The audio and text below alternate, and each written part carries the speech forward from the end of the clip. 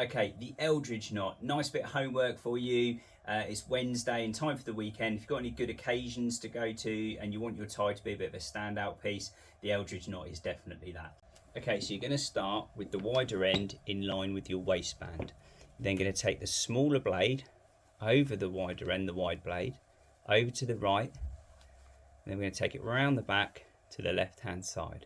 We're then going to take the smaller blade up through the middle, from the front to the back, over to the right hand side.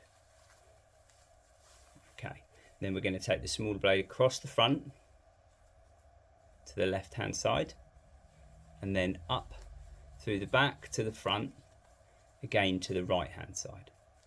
Then we're going to come around the back again. This time what we're going to do is we're going to keep this slightly looser. So we're coming over to the left. We're going to keep this hoop that we've just made slightly looser, so we can then take the smaller blade back through the loop that we just made.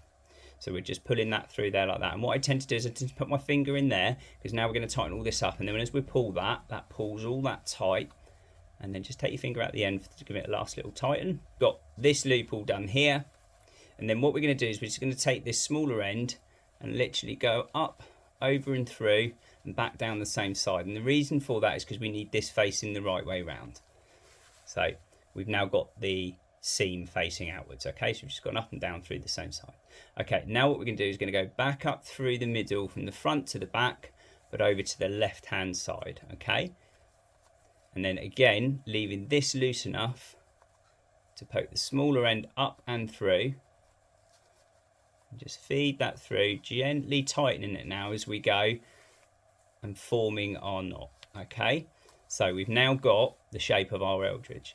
And then what we're going to do is we're going to slide that last little bit into position. So we grab hold of the wider end, which is unusual for a lot of tie knots, and slide it up with that one. Okay, and then we're going to pull our collar down and we're going to hide all this underneath our collar. And there you have your Eldredge knot.